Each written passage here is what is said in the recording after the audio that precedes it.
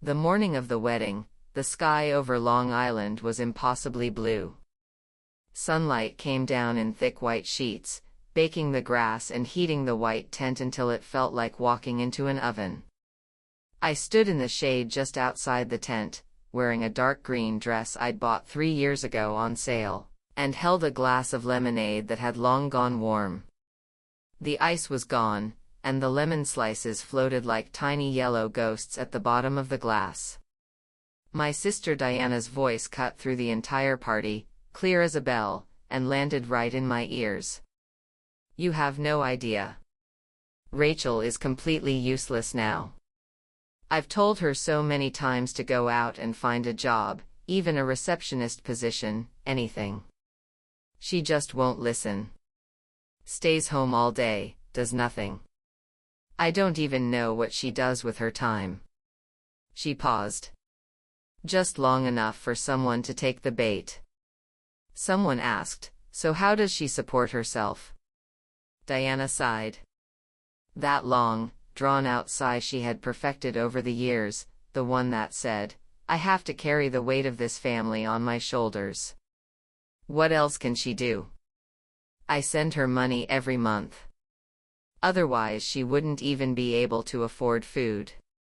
I have my own pressure, you know, the mortgage, the kids' school fees, but she's my sister." She said, "She's my sister," like she was announcing a charitable mission. I stood in the shade outside the tent, watching the condensation run down the side of my glass and drip onto my fingers. I didn't go in. I counted. She had said this at Uncle Richard's dinner table. At Aunt Carol's barbecue. Over the phone to my cousin Susan. This was the 4th time. 4 times, total, that she had publicly declared she was financially supporting me. The truth? She had never sent me a single dollar.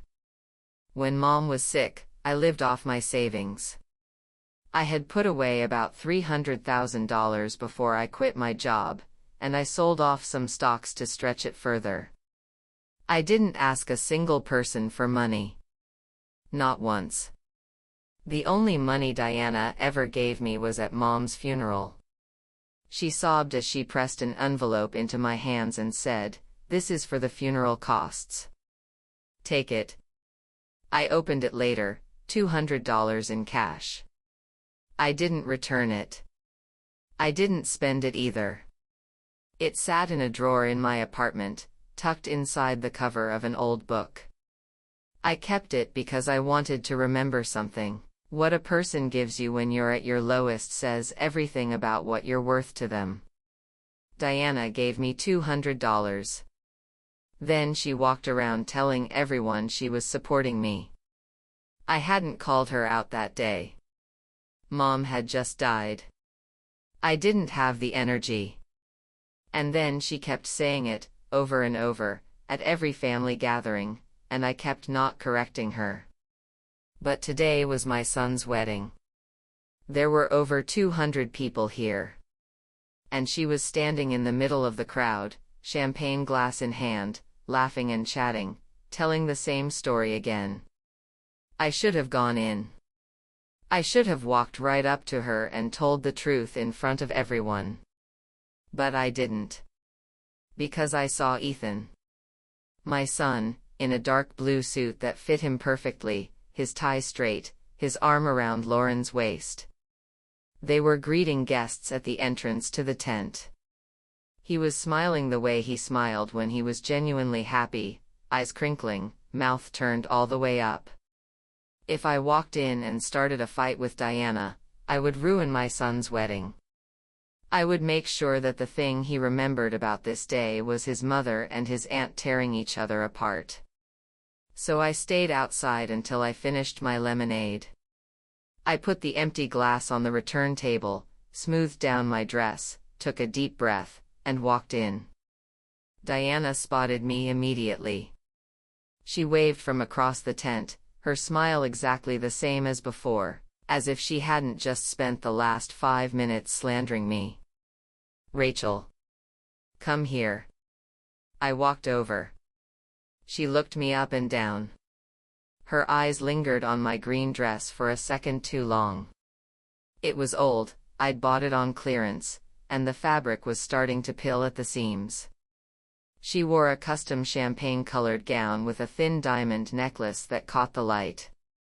"You look nice," she said, her voice dripping with the kind of big sister pep talk energy that made me want to walk away. "But this dress is a little worn. I'll take you shopping next time. I know a boutique, on sale, dresses are only about $300 each. I don't need one." "Don't be shy. I'm telling you." I said I don't need one. My voice was flat. Flat enough that even she noticed. Her smile flickered for a moment, then came back online. She leaned in close, lowered her voice to a whisper. "Rachel, it's a big day. Don't mess it up for me. I don't care what kind of mood you're in, at least pretend to be presentable." I looked at her face. Her eyelashes were clumped with too much mascara. Her eyeliner winged up at the corners. Her lipstick was the kind of aggressive red that demanded attention. "What part of me isn't presentable?" I asked. "Your face," she said, tapping her finger in the air in front of me. "Don't make that face. People will think you're at a funeral." I wasn't making any face. I just wasn't smiling. She walked away, back into the crowd, laughing again, working the room like a politician. I watched her go.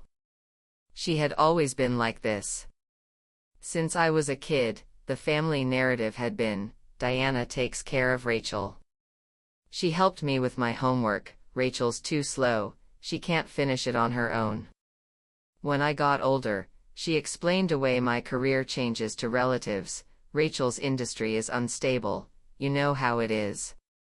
When Mom was sick, she flew back twice, took pictures of herself at the hospital, posted them online with captions like, "Home to see Mom," and then left. I was the one who stayed. She did 10% of the work and claimed 100% of the credit. I did 100% and never opened my mouth. I was used to it. 30-something years of this, and I'd learned to live inside it. Everyone believed Diana was the capable one, the responsible one, the sister who held the family together. I was the quiet one, the one who needed help, the one who was always finding herself. I'd never corrected anyone. Not because I was lazy. Not because I didn't care. It was because I'd learned, early on, that Diana's voice was louder than mine. People listened to her. They didn't listen to me. So eventually, I stopped talking. But today was different. Today she had called me unemployed and dependent to my son's boss. I felt my hand tighten around my glass.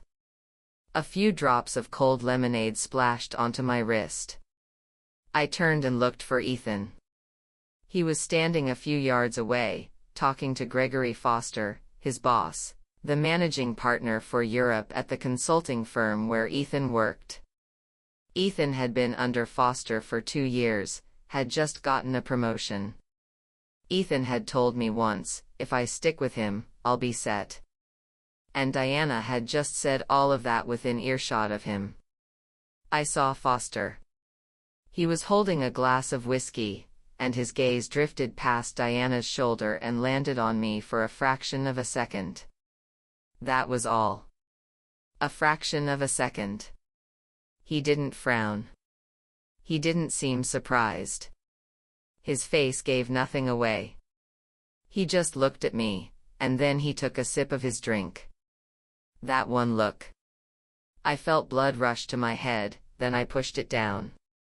Asterisk, don't lose it. Not today. 200 people. Don't lose it, asterisk.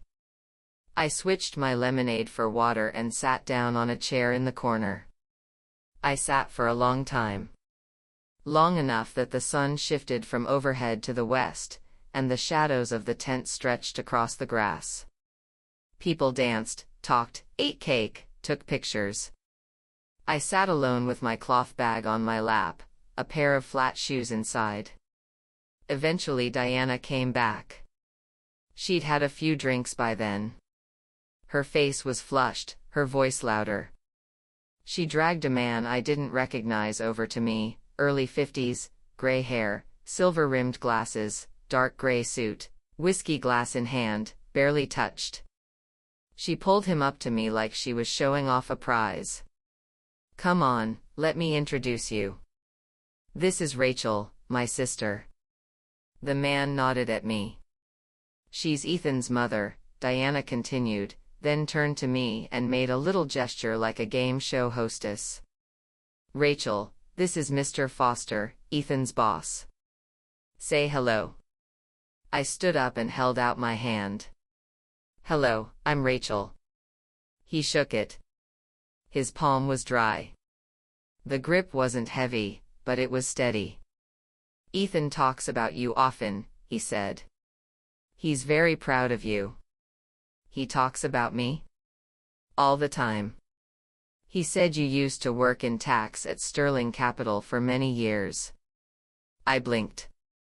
Sterling Capital. I hadn't said that name out loud in over 2 years. The company I'd left behind after 15 years. It felt like a chapter of my life that had been closed, bound, and shelved. I never imagined someone would still remember. "That was a long time ago," I said. "Now I'm." "She's taking a break from work," Diana cut in, her voice climbing a few decibels to make sure the neighboring tables heard. "Rachel quit her job and just hasn't looked for anything new. She stays at home. Lives off the family. No pressure, you know." She laughed like she'd made a joke. Foster looked at me over the rim of his whiskey glass. That same calm, unreadable gaze. But I could tell he was watching for my reaction. I smiled. A very small smile. I don't even know why. Maybe because it was absurd. Diana was standing beside me, her arm looped through mine, proudly presenting her useless sister to the world. She was glowing. She was winning. She had no idea who she was standing next to. She had no idea who I was. Foster took a sip of whiskey. Then he set his glass down. The sound was soft, but in the pause after Diana's loud laugh, it was sharp enough to cut through. He looked at me. "Rachel Lewis. Were you the one who wrote the European healthcare supply chain tax structure proposal 3 years ago?" I felt Diana's arm tighten around mine for just a second. Then it relaxed. Her laughter stopped. Complete silence. For 2 seconds, no one moved. I could feel eyes turning toward us from all directions. Diana's husband Mark had been walking over with his drink and stopped mid-stride. My Aunt Carol leaned in from the next table. Ethan was 10 feet away, talking to Lauren's father, but he must have sensed something because he turned his head. Foster was waiting for me to answer. "Yes," I said. "I wrote it. But it was 3 years ago. Risk Control rejected it. It never went anywhere. Risk Control rejected it." Foster repeated the words slowly, like he was tasting them. Then he looked down at his glass and back at me.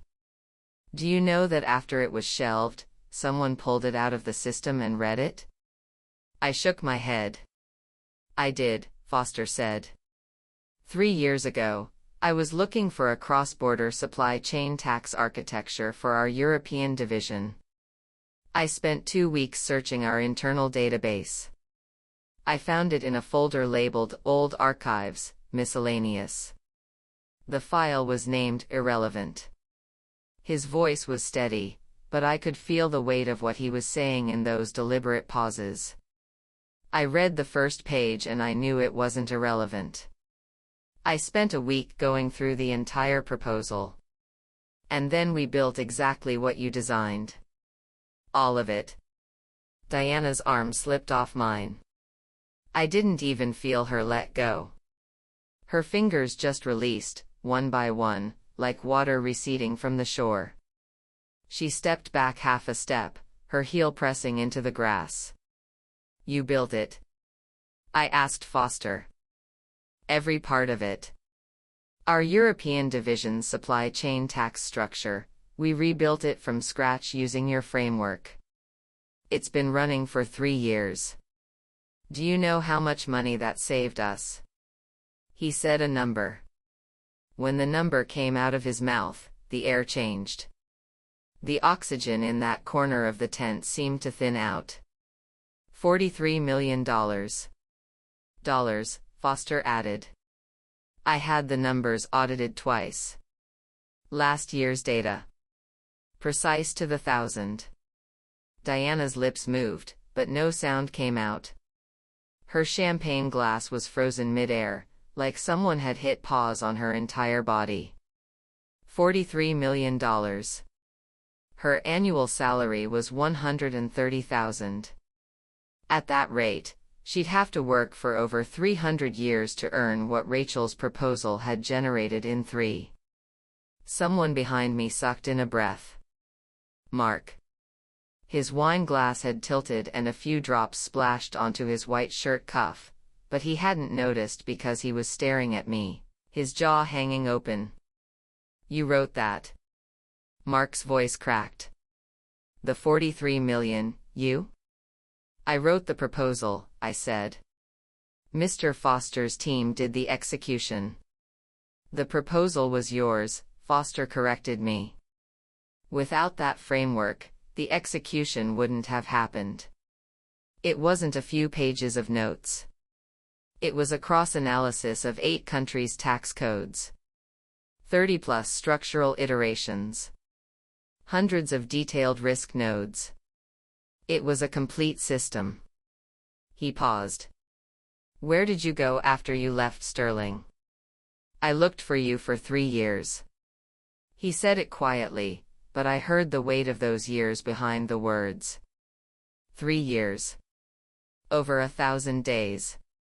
He'd combed through records, networks, archives, just to find the person who'd left behind a file labeled irrelevant. And where was I during those 3 years? Hospital rooms. Turning my mother over in her bed. Driving through Brooklyn at 2 a.m. to sign another critical care notice. Sitting in plastic chairs, watching the clock's hand move one tick at a time. I'd changed my phone number.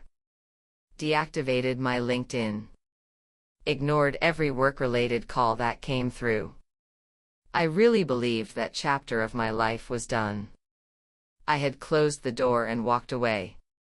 But Foster was standing in front of me, telling me that someone had been waiting on the other side of that door the whole time. I didn't know you were looking for me, I said. Nobody at Sterling knew where you went. I asked your old team lead. He said you had family issues, but you never told anyone what they were. He paused again, as if weighing his next words. Then I found out, through a mutual contact, that your mother was sick. He said this and looked at Diana. Diana was already backing away. Her body angled backward, her weight shifting onto her heels, which sank into the grass. Mark reached out to steady her, but she pulled away. Her face was changing color, flushing from her nose outward, spreading to her ears and her cheekbones. Your sister quit her job to take care of your mother, Foster said, his voice flat, clinical, like he was reading a line off a spreadsheet. You didn't mention that. Diana's mouth opened. Closed. Opened again. I didn't know she quit her job and stayed home, you said. Living off you. That's what our family says. We all say it. That's just how we talk about. Who is we? Diana couldn't answer. Her mouth hung open, gaping like a fish pulled onto dry land. Her eyes were reddening. By then, a crowd had gathered. My Aunt Carol stood at the front with a half-eaten salad in one hand, her fork frozen in midair. My cousin Susan had her phone out. The flash went off once, then she put it away. Ethan had come over, Lauren at his side. Everyone was staring at Diana's face, at the blotchy red and white patches spreading across her skin, at her trembling lips. "You said you sent her money every month," Foster continued. His voice was still calm, but each word landed like a nail being driven into wood. "How much did you send?" Diana's eyes were glistening now. How much?" "I didn't, I never actually sent anything." Her voice had shrunk to a whisper. "I meant to. I was going to. But she never asked me for anything. I thought she didn't need it. You told people for 2 years that you were supporting her. And you never gave her a cent." Diana's tears started to fall. They rolled out from the corners of her eyes, one after another, tracking down her carefully made-up cheeks and cutting pale streaks through her foundation. She was crying soundlessly, shoulders shaking, hand trembling so badly that champagne sloshed over the rim of her glass and spilled down the front of her champagne gown, leaving a dark wet stain on the fabric. "Rachel," she turned to me, her voice cracking. I looked into her eyes. They were full of tears, but underneath the tears I could see something else. Fear. She was afraid. Of what? Foster? Of me telling more of her lies? Of the 200 people here spreading this story through the entire family by tomorrow? "Rachel, I already apologized." "When did you apologize to me?" Her lips moved, but nothing came out. "You have never apologized to me. You've said things to my face, and then you turned around and said the same things to other people. You've never apologized to me. You've apologized to the lies you stored inside me. Every time you said sorry, you were sorry for your lies, not for me." She had no comeback. Nothing left. I watched her cry. Watched her mascara run from her lash line to her cheekbone like a black river. Her husband stood beside her, hands in his pockets, wearing an expression that said, "I knew this would happen but I never warned her." "You asked me to cover for you," I said. "You asked me not to tell anyone what happened today. I haven't told anyone yet. But look around you. They're all watching." Diana followed my gaze. Aunt Carol. Uncle Richard. Cousin Susan. Some of her colleagues, people from the medical supply industry she'd invited today. And Foster. She broke completely. She tried to set her champagne glass on the nearest table, but it tipped over and rolled, spilling amber liquid across the white tablecloth, dripping onto the grass. Then she crouched down right there on the lawn. Her custom champagne gown dragged through the dirt and grass stains, and she didn't care. She crouched with her face in her hands, shoulders heaving, sobs leaking through her fingers like a thin, broken string. No one helped her up. Mark took half a step forward, then stepped back again. He hesitated. Eventually he reached down and patted her back, but the gesture was empty, like patting a stranger on the shoulder to say, "Excuse me." My Aunt Carol looked at me, then at the crouching Diana, and quietly retreated to her own table. My uncle turned away and pretended to chat with some distant relative. Susan lowered her phone, but whatever she'd captured was already saved. Foster finished the last sip of his whiskey. He looked at me. "Rachel, I have a meeting in New York tomorrow. If you're free, we can talk in the afternoon. The offer I mentioned earlier, it's still on the table. I'll think about it." Let me know by Monday. Okay. Foster put his empty glass down on the table, nodded at me, and walked off across the lawn. His steps were steady, his graying hair catching a faint gold tint in the setting sun. Ethan came up beside me. He had been standing at the edge of the crowd the whole time, watching. He hadn't intervened, hadn't pulled me away, hadn't shown any emotion. But now he was next to me, close enough that only I could hear him. "Mom, are you okay?" I patted his arm. "I'm fine. Go take care of your in-laws. This is your wedding day. Don't worry about this." He looked at me. His lips parted like he wanted to say something else.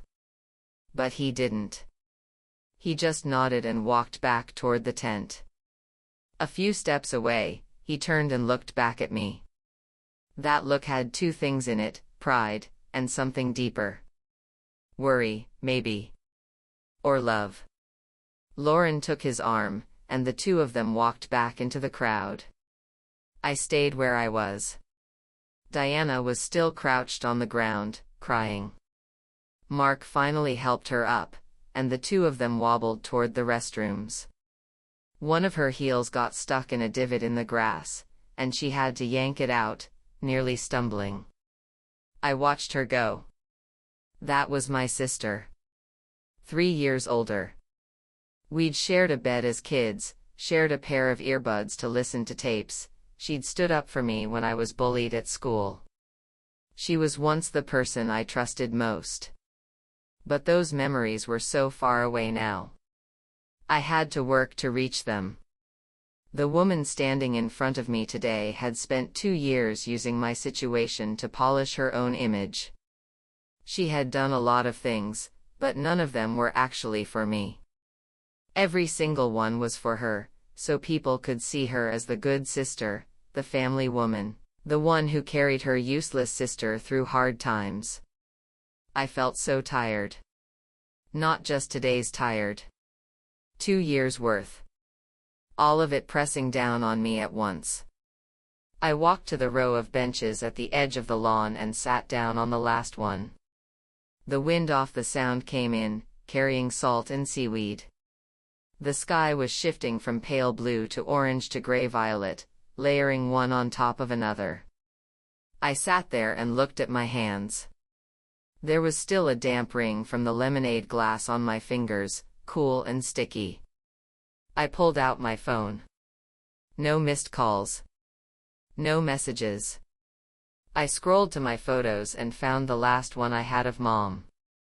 She was in the hospital, wearing a dark blue knit cap I'd made for her. The brim was a little loose. She was looking at the camera with that quiet smile of hers, the one where her eyes crinkled and her mouth lifted just a little at the corners. She'd been gone for 1 year and 4 months. "Mom," I said to the screen, very quietly. "Diana called me useless at Ethan's wedding today." Then Ethan's boss called her out on it in front of everyone. The photo didn't answer. I kept going. She cried a lot. I didn't hug her. I paused, turned the phone over on my knee, and looked at the water. Was that the right thing to do? The wind was blowing my hair across my face. No one answered. That night, I got back to my old Brooklyn apartment just before midnight. I took off the green dress, hung it on the back of the door, washed my face, and sat down on the sofa in the living room. Mom's photo was on the coffee table. The frame was simple, plain wood, nothing fancy. The picture was from her 60th birthday. She was wearing a red blouse, her hair freshly colored and glossy, laughing wide. I picked up my phone and saw a new message from Diana. It was long, stretching across 3 screens. She said she was sorry, she didn't know why she said those things, she was too proud, she'd never do it again. She begged for my forgiveness. I read the first paragraph. Then I scrolled all the way down to the last line. "Rachel, Can you please talk to Foster and make sure he doesn't expose our company's connection to Meridian Health? I really can't handle that kind of change right now. Please do this for me, just one last time. I stared at that line for a long time. She'd cried. She'd typed paragraphs. She'd wrapped it all in a huge loop of remorse, and it all came down to this: she was afraid of losing her job. Not afraid of losing me. Afraid of losing her position as regional sales director covering 6 states. I locked the phone and put it back on the coffee table. I looked at Mom's photo. You were right, Mom. She hasn't changed. I slept late that night. No dreams, no waking up at 3 a.m. Just deep, solid sleep. When I woke up, I made coffee and sat by the kitchen window, watching Brooklyn stir to life. The paper delivery guy on his bike. A dog walker moving slow. The old lady across the street watering her flowers on the balcony. I opened my phone. Diana's message was still sitting there. I didn't reply. I scrolled down and found a message from Ethan, sent late last night. Just one line. Mom, Lauren said you looked really cool when you walked away. I smiled. When is your mom not cool? I wrote back. He replied instantly with a thumbs up, followed by, Foster asked if you're free Sunday afternoon. He wants to buy you coffee. I checked my calendar. Sunday. I'm free. Ethan sent back an address, a coffee shop in Midtown Manhattan. Then another line, Mom, don't worry about Aunt Diana. Just worry about yourself. Living for yourself is the most important thing. I stared at those words for a long time. Then I put the phone down and took a sip of coffee. It was still hot. I opened my closet. The dark gray suit I'd worn when I left Sterling 2 years ago was still hanging in the back. I pulled it out, brushed off the dust, and draped it over the back of the dining chair. Sunday. I'd wear this to meet him. Sunday afternoon, I arrived at the coffee shop on time. It was a small place on a quiet street in Midtown, with a dark green awning and a French name. Inside, the crowd was sparse. Gregory Foster was sitting in a booth in the corner, a cup of black coffee in front of him, scrolling through his phone. He looked up when I walked in, raised a hand, and gestured for me to join him. I was wearing my gray suit, freshly pressed, a white blouse underneath, no tie, the top button undone. Hair pulled back. No makeup, just some lip balm. He looked at me and nodded. Sit. I sat. A server came over, and I ordered an Americano, no sugar. You look completely different in a suit, Foster said. Like 2 different people. Work mode versus rest mode. I keep them separate. Good. He put his phone away. Because I asked you here to talk about work. I don't want to have this conversation while you're in rest mode. He pulled a manila envelope out of his briefcase and slid it across the table toward me. This is the full execution report on your proposal. 3 years of complete data, annual savings, compliance reviews, iteration logs. 147 pages total. Take a look whenever you have time. I took the envelope. It was heavy. What's your status right now? He asked. Are you ready to come back, or are you still in transition? I met his eyes. I'm ready. You're sure? Your resignation letter cited family reasons. I did some digging and learned your mother passed away. You don't have that obligation anymore, right? Right.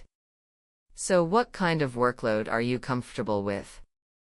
Your old pace, 70 hours a week, or something lighter? My old pace is fine. Foster took a sip of his coffee and watched me over the rim. He was trying to figure out if I was just saying the right thing. You don't want a ramp-up period? I had a 2-year ramp-up period, I said. It was long enough. He set down his cup and pulled another paper from the envelope. Thin paper, covered in fine print. Then take a look at the offer. The numbers on the page were bigger than I'd expected. Foster leaned back in his booth and watched me read. He was like a man who knew he'd put a fair number on the table, patient, not pushy, waiting for me to calculate it myself. This is the London position, he said. If you're willing to relocate, there's a housing allowance. If you'd rather not be based there full-time, we can start with a project-based arrangement. One step at a time. Why are you giving me this much authority? Because your work is worth it. He said it simply. I don't grade on seniority. I grade on output. Your output is worth this. I flipped to the second page, looked at the equity portion, then folded the paper and put it in my bag. I need a few days to think about it. Take your time. One more question. You said you found my proposal in the old archives folder. That was on Sterling Capital's internal shared drive, which should have been accessible only to current employees. How did you get access? Foster paused. 2 months after you left, I was brought in as a consulting partner, which gave me access to a portion of Sterling's historical archives. I wasn't looking for your proposal, I was researching a compliance case. But your file had been misfiled under old archives. I had no idea what was in it when I clicked. So you found it by accident. Completely by accident. But by page 2, I knew it wasn't junk. I read 10 pages and I'd already decided to replicate the entire framework. I spent 2 months studying every note and appendix you'd left. That level of work was a different class from anything else on the market at the time. I laughed. That's a strong way of putting it. The numbers don't lie. Foster raised his coffee cup. $43 million speaks for itself. We talked for about 40 minutes. Most of it was work-related, but he asked a few questions about my life now, where I was staying, if I had other plans. I said I'd deal with this first. When we stood to leave, he shook my hand. Rachel, I spent 3 years looking for you. I don't want to spend another 3 looking for someone else. I'll let you know soon. Good. I turned and started walking toward the door. Halfway there, he called after me. One more thing. About your sister's company. I stopped and looked back. Someone at Meridian Health has been asking questions. They have a compliance issue in their Eastern European distribution network. It matches the vulnerability you identified in your proposal, almost exactly. They're aware of it now. What they do about it is their business. He finished the rest of his coffee and set the cup down, as if that was the end of the conversation.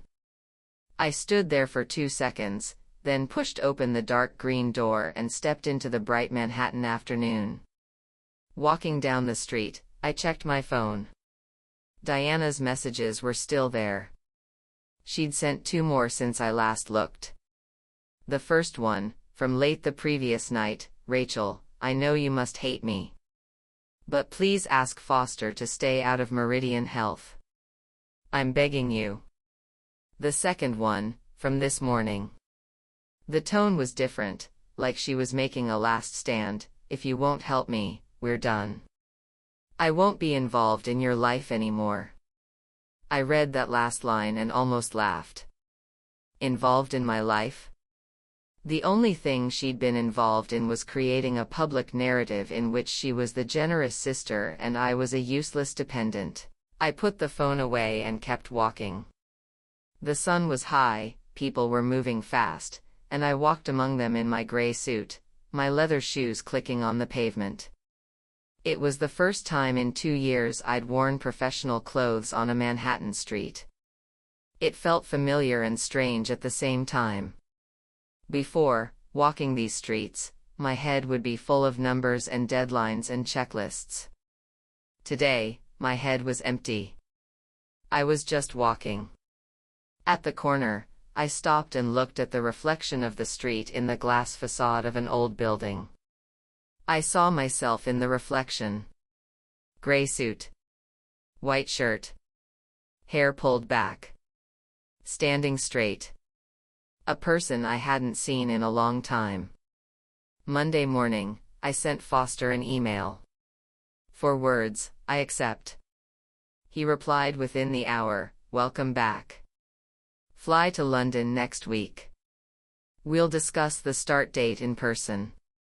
That night, I opened the envelope and spread the 147 pages of the execution report across my kitchen table. I read until 2 a.m., only getting up once for water. The framework had been tweaked in places. Foster's team had made adjustments based on recent tax law changes, but the core structure was untouched. The supply chain disaggregation logic, the cross-border profit transfer path, the risk mitigation nodes, all of it was exactly as I'd designed it 3 years ago. I stopped when I got to page 32. There was a footnote on that page.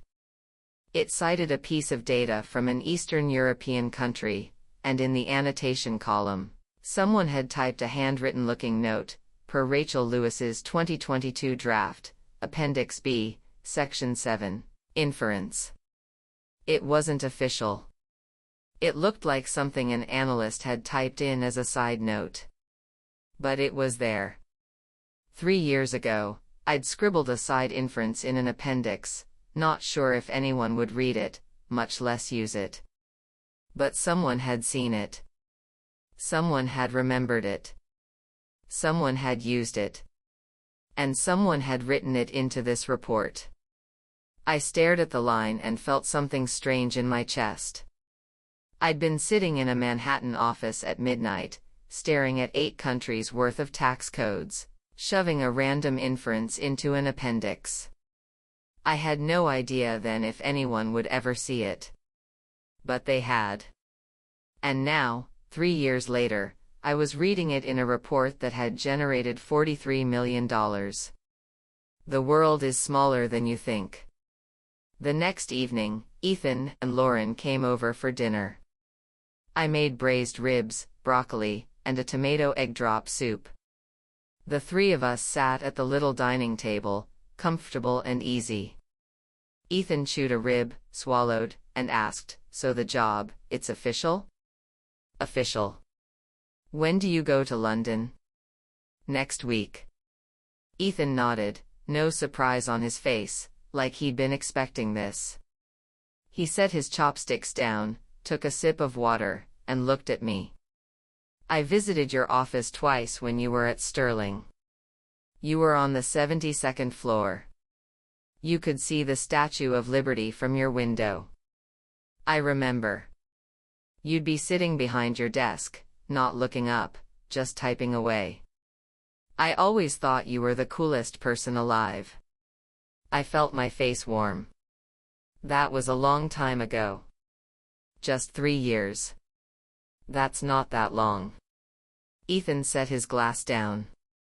After you quit, I walked past that building one day and looked up at the 72nd floor. I didn't know which window had been yours. I wondered if you'd ever go back. Lauren nudged him gently with her elbow and said, "Stop it, you're being sappy. Let your mom eat." Ethan laughed and bowed his head toward his plate. But I saw a small damp spot on the napkin beside his bowl. I pretended not to notice. I put another rib into his bowl. "Eat more." The next day, I went to the bank and sorted out my savings. I'd put a chunk of it into fixed-term deposits when I first quit, and I'd been withdrawing gradually over 2 years. There was still enough to cover me for the first few months in London. Coming out of the bank, my phone rang.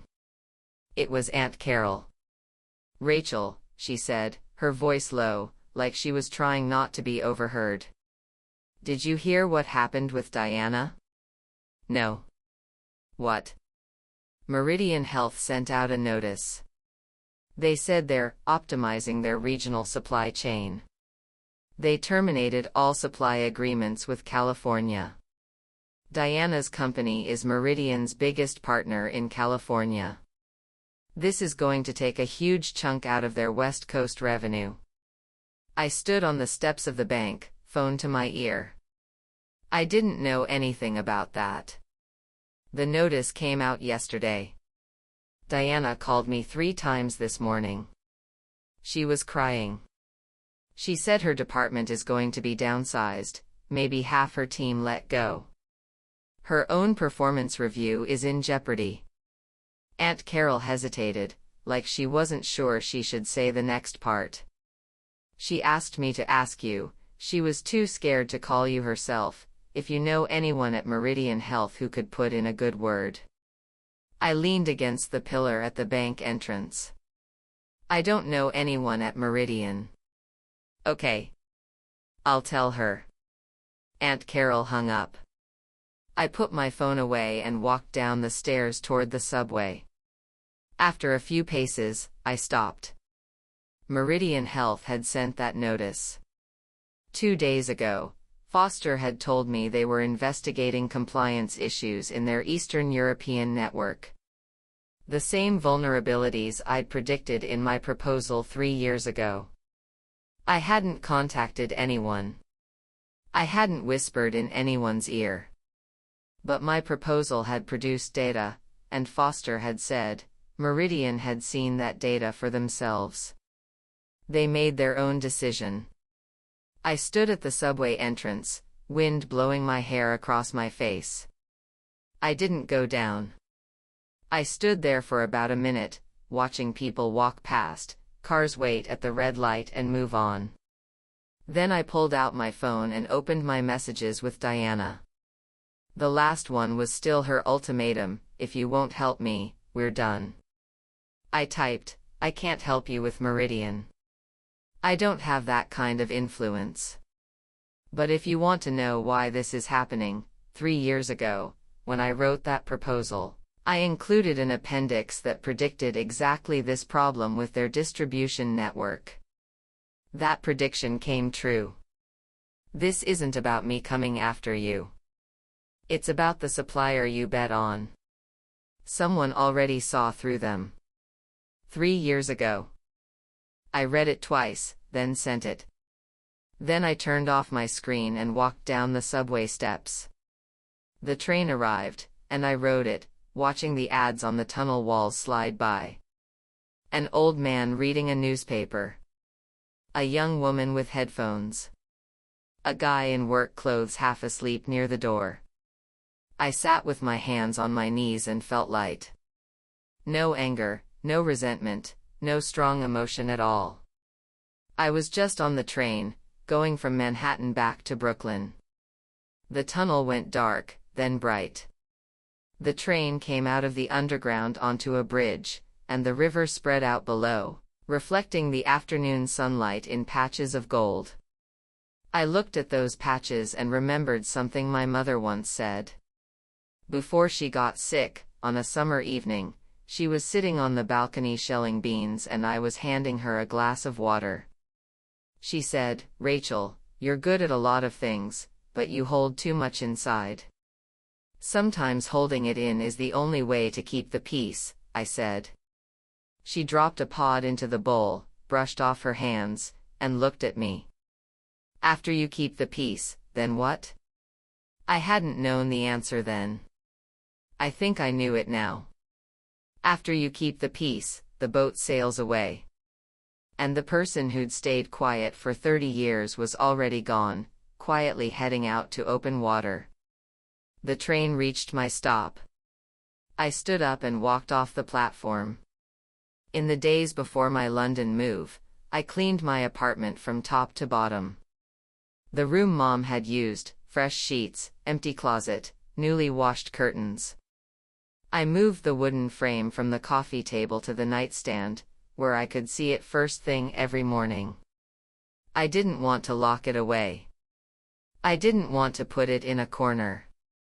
She was gone, but she was still here. She just lived with me differently now. The night before I left, Ethan and Lauren came over. Lauren had made tiramisu, a celebrate Mom's comeback cake. Ethan opened a bottle of red wine, and the three of us lounged on the sofa, an old movie playing on the TV that none of us were really watching. "Mom," Ethan said, half reclined with his wine glass, "when you get to London, settle in first. Don't rush into work. Foster's a decent guy. He won't push you too hard. I can handle it. If anything happens, call me. 12-hour time difference doesn't matter. My phone is always on." "I know." He was quiet for a moment, took a sip of wine. "Did you send that message to Aunt Diana?" "Yeah." "She didn't reply?" "No." Ethan frowned. He looked like he wanted to say more, but Lauren nudged his knee lightly and he swallowed it. I looked at them. "Don't worry about me and your aunt. I've said everything I need to say to her. Whether she understands it or not is her problem." "Mom, are you really going to cut her off forever?" I leaned back into the sofa, swirling my wine, watching the actors kiss in the rain on the TV screen. "I'm not cutting her off. But I'm not going to swallow my pride and pretend everything is fine just to keep the peace anymore. If she calls, I'll answer.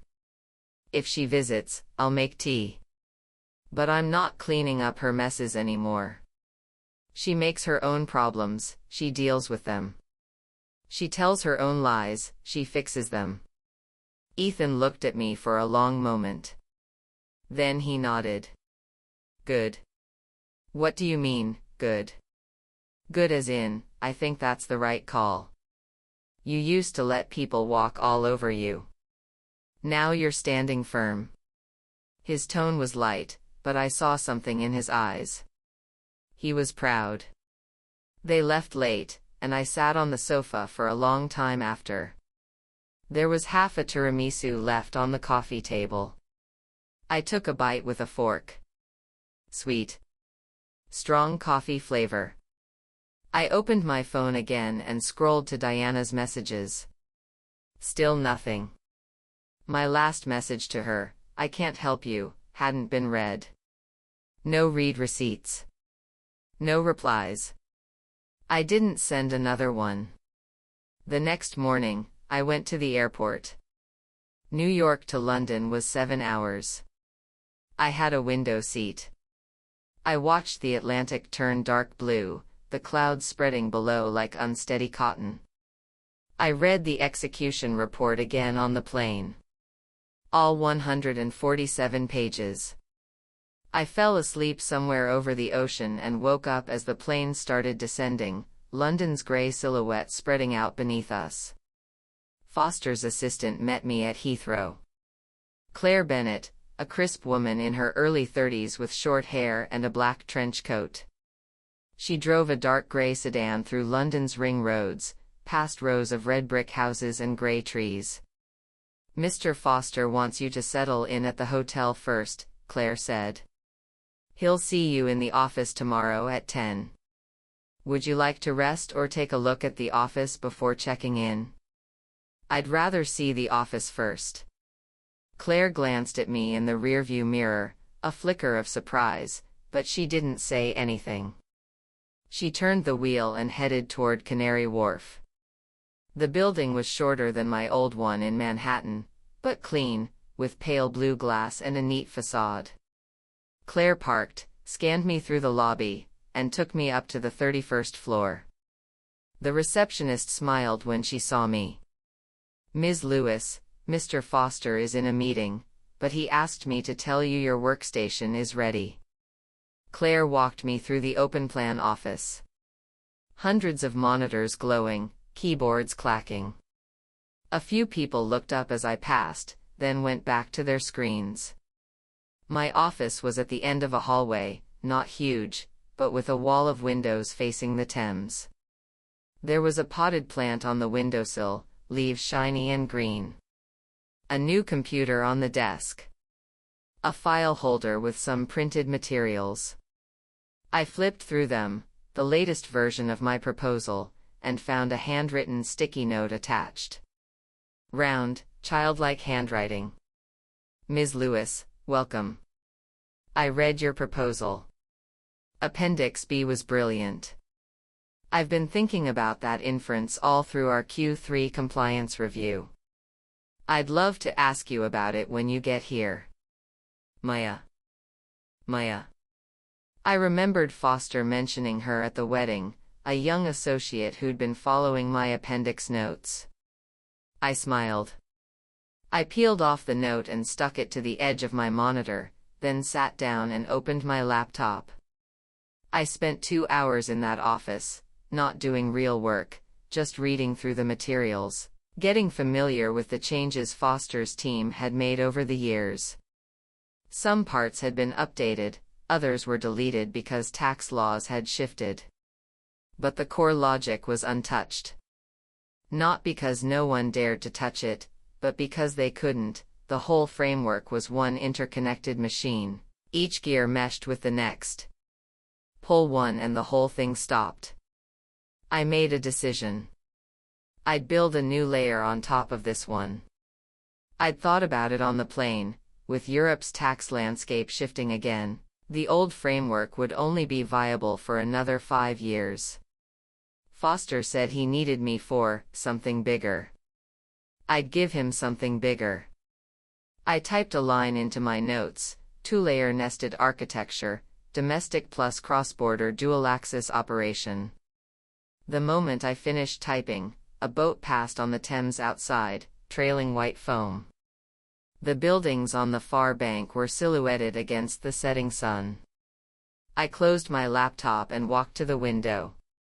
London gets dark early. It was only past 4 in the afternoon, and the streetlights were already on, orange light breaking across the river. I took a picture and sent it to Ethan, new office. View with a river. He replied with a voice message. I tapped play and heard his voice over some background noise. He was outside somewhere. Mom, that view is way better than the 72nd floor. I typed back, they each have their own charm.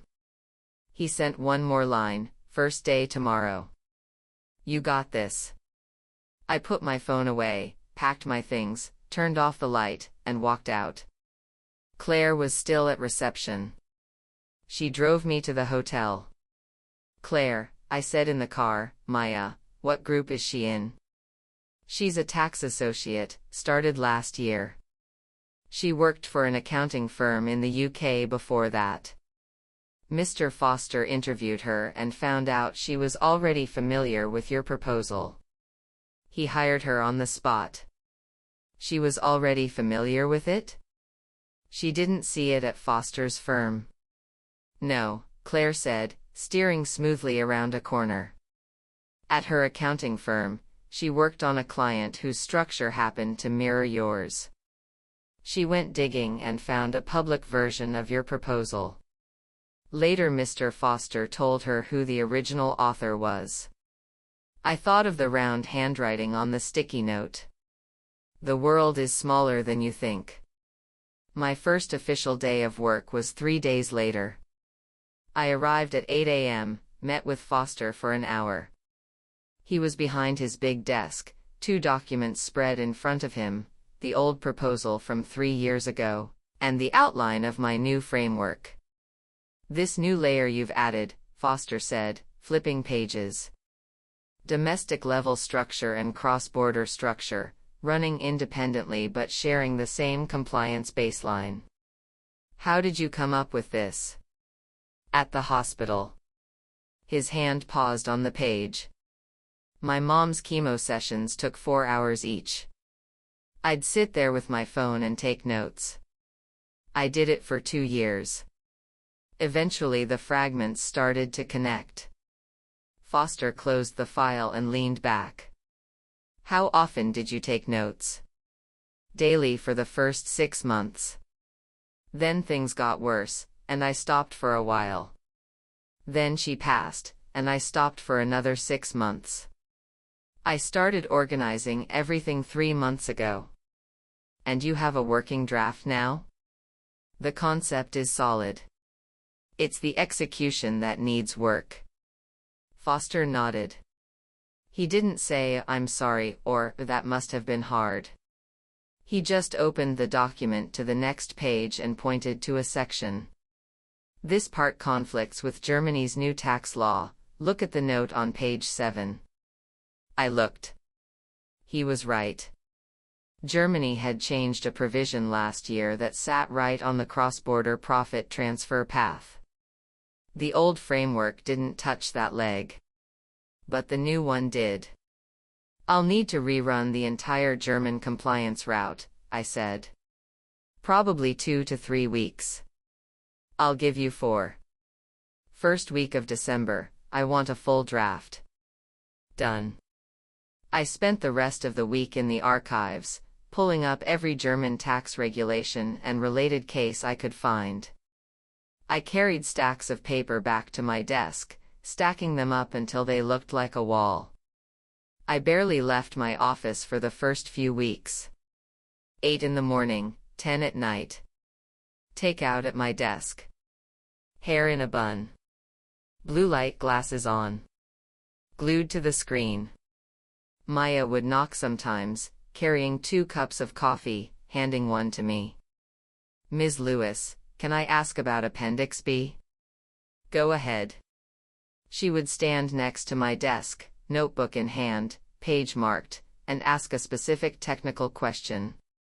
I'd walk her through it, how I'd derived the inference, where I'd found the original data, how Foster's team had modified it over the years. She'd listen, take notes, ask follow-ups. What if we swapped in Italian data, or would Germany's change affect this part? Her questions kept getting deeper. One day I asked her, "What track are you aiming for? Tax or compliance?" "I want to do what you do." "What's that?" "Build something from zero and let it run for years." I looked at her bright eyes and saw myself 20 years ago. I'd wanted the same thing. Build something that could run forever. And I had built it. It ran for 3 years, generating millions, while I was in a hospital room. I had built something and walked away. It ran for me when I couldn't. "Maya," I said, "if you really want to learn how to build from zero, come to my office at 8 a.m. tomorrow. I'll walk you through the foundational layer of my new structure." Her eyes lit up. For the next few weeks, she showed up almost every day. Sometimes early, sometimes near the end of the day. She'd sit across from me with her notebook and printed references, and I'd talk her through each section. Once she asked, "What made you put that inference in the appendix instead of the main text?" "It didn't fit in the main text." She laughed. "No, seriously," I said, putting down my pen. "I discovered that inference after I'd finished the whole proposal. It wasn't part of the main argument. It was related, but if I'd put it in the body, it would have disrupted the flow. I didn't want to delete it, so I put it in the appendix. And someone used it later. Someone used it later. Someone I'd never met saw it, remembered it, and used it." Maya wrote something in her notebook and looked up. "So the appendix matters. The appendix sometimes matters more than the main text." She said, "I'll remember that." Her earnestness reminded me of the junior associates I used to mentor, but she was steadier. Probably because she'd studied my old proposal and understood its weight. I talked to Ethan over video calls during those weeks. By the time I was off work, he was usually already in bed, but sometimes he was still at his desk, headphones on, the background buzz of his coworkers behind him. "Mom, how's the project going?" "The German part is sticky, but I found a workaround." "When are you coming back?" "Christmas." "We'll come to London for Christmas." "Great." After we hung up, I'd usually sit for a while longer, staring at the Thames at night, the slow-moving lights on the water. One night I left the office late and saw her in the lobby. Diana. She was standing on the other side of the glass doors, wearing a camel-colored coat, her scarf up to her chin, dragging a suitcase. No makeup. Hair pulled back. Her face had the expression of something lost. She saw me and took a step forward, then stopped. "Rachel." I stood inside the glass door, looking at her. It was cold outside. The wind was blowing her hair across her face, revealing a patch of skin behind her ear, red in the streetlight. I pushed the door open and stepped out. "What are you doing here?" "I called you. You didn't answer." Her voice was dry, like she'd been crying and hadn't had water since. "I couldn't find you." "You changed your number." "Yes. I got a London number." She nodded. Her lips moved, like she wanted to say 100 things at once. "Why are you here?" I asked. She took a deep breath. The wind lifted the hem of her coat. "I came to apologize." I looked at her. Her eyes were swollen. Dark circles. She looked like she hadn't slept well for days. Her nose was red from the cold. Her hands were in her pockets, shoulders hunched. "You flew 7 hours just to say that?" "Yes." "You could have called. You wouldn't have answered." She was right. I'd changed my number. I hadn't told her the new one. I'd left her messages on read. She couldn't reach me. "Diana," I said, "you apologized already. After the wedding, you sent a long message. You said you were sorry." "I got it." She looked up at me sharply. "Then why didn't you reply?" "Because I didn't know if you meant it, or if you were just afraid of losing your job." Her mouth opened and closed. Her eyes reddened again, but she didn't cry this time. She took a breath and steadied herself. "I got transferred to corporate headquarters. I'm not a regional director anymore. I'm a department head in marketing, a smaller team. My salary was cut by a third. After Meridian, our West Coast revenue fell hard. A lot of people got let go. I didn't, but I got demoted. I don't know how long I'll last in that position." She paused, like she was gathering strength. "Rachel, I'm not here to ask you for help. I'm not here because I want something from you." "Then why are you here?" "I'm here to tell you, when I crouched down and cried that day, you didn't see what happened after you walked away. I stayed there for a long time. Mark helped me up eventually, and I went to the bathroom. I fixed my makeup and went back out and kept making small talk. I pretended none of it had happened." She looked at me. "You walked away, and I didn't go after you. I let you walk away because, in that moment, I cared more about not being humiliated in front of 200 people than I cared about losing you. I chose the second option." That night I sat in the hotel room until late and thought about it. And I realized, I wasn't afraid of losing my job. I was afraid of losing you. Her voice dropped to almost a whisper. "Then you changed your number, and you stopped answering, and I realized it was already too late." The wind came off the Thames and blew her scarf loose. She reached up to fix it, her hands shaking. I stood in front of her, looking at her bare face. I wanted to say, "I forgive you." But I couldn't. Not because I hated her. Because, "I forgive you," would take me back to where I'd been for 30 years, the quiet sister, the one who swallowed everything, the one who always gave in. I was done swallowing. "Diana," I said, "you flew all the way to London to apologize. You waited outside for how long?" 4 hours. I didn't know when you'd be done. The front desk wouldn't let me in. You sat on a plane for 7 hours and waited in the cold for 4 hours. Yes. You went through all that trouble to say what you just said. I heard you. Now what? She looked at me, her lips trembling. Now I'm hoping, if you're willing, we can try again. Not as the old Diana and Rachel. Not the, "you're my sister so I have to be good to you," kind of thing. As two adults. With mutual respect. Are you sure you can do that? She was quiet for a second. I don't know. But I can try. I looked at her for a long time. Come inside, I said. It's cold out here. I pushed the door open and led her into the lobby.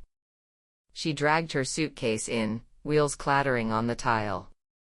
The warmth of the lobby hit her, and she flinched, like it was too sudden. I guided her to the sofa in the corner and sat down across from her. How long are you staying? Flight back tomorrow night. Do you have a hotel? Not yet. I pulled out my phone, found a place nearby, and booked her a room. I have a meeting tomorrow morning. We can have lunch together. Then you can go to the airport. She nodded. Okay. I stood. She stood too, both hands tied around the suitcase handle, knuckles white. Rachel, she called as I started to turn. I looked back. Is the new job, is it going well? It's going. That's good. She smiled. A small smile, just the corner of her mouth lifting. Her eyes were different, they didn't have the old shine of competition, comparison, or, "Well, I'm better than you." It was just a smile. I walked toward the elevator. Just as the doors were about to close, I looked back. She was still standing in the lobby, camel coat, suitcase, under the warm yellow light, looking like a bird that had finally landed after a long flight. The elevator doors closed. I leaned against the wall and watched the numbers climb. My phone buzzed. Ethan, Mom, I heard Aunt Diana went to London. Is she with you? Are you okay? I typed back, she's here. We talked. How did it go? I thought about it. Still figuring it out. The elevator doors opened on the 31st floor. I walked through the empty office to my desk.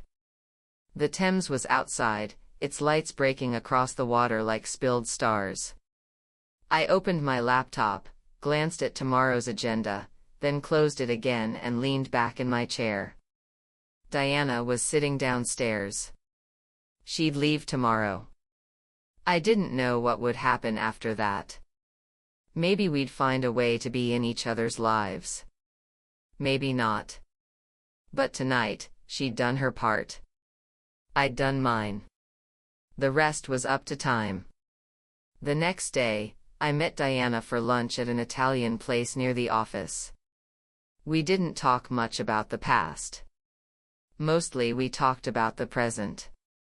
She told me about her new job, her team in marketing, how different it was from sales. I told her about the German tax problem I was trying to solve. The conversation was quiet, with comfortable pauses. After lunch, I walked her to the tube station. She dragged her suitcase up the stairs, then turned. Rachel. Yeah. Good luck. You too. She walked through the station entrance and disappeared down the stairs. I stood there for a moment, then turned back toward the office. The afternoon sun in London was thin, like a layer of gauze. My phone rang as I reached the elevator. Foster. Rachel, I finished your German analysis. Can you come to my office and review a few points? On my way. I ended the call and stepped into the elevator, pressing 31. As I rose, I realized something. The solution for the hardest part of my new structure had already come to me. The night before, I'd worked until 1 a.m., running the German compliance route again, and found a gap in the provisions I'd overlooked. A new angle. A way around the updated law. I'd typed 3 lines into my notes, turned off the light, and gone home. This morning, brushing my teeth, I'd looked in the mirror and recognized the person staring back at me. The person who had taken notes in hospital rooms, who had saved fragments of ideas for 2 years, who had thought they'd never be used. They were still scattered, messy, unfinished. But they were finally finding a place to land. The elevator doors opened. I walked to my desk. The 3 lines of notes were still on my screen. Foster was in the conference room at the end of the hall, waiting. The Thames was gray outside, a boat crossing slowly, trailing a thin white line on the water. I sat down and opened the German section. Maya poked her head in the door. Ms. Lewis, do you have a moment? I wanted to check. Come in. She stepped inside with 2 cups of coffee. The boat was still moving on the river. There was light on the water. I pulled up the 3 lines of notes and pointed at the first one. Start here.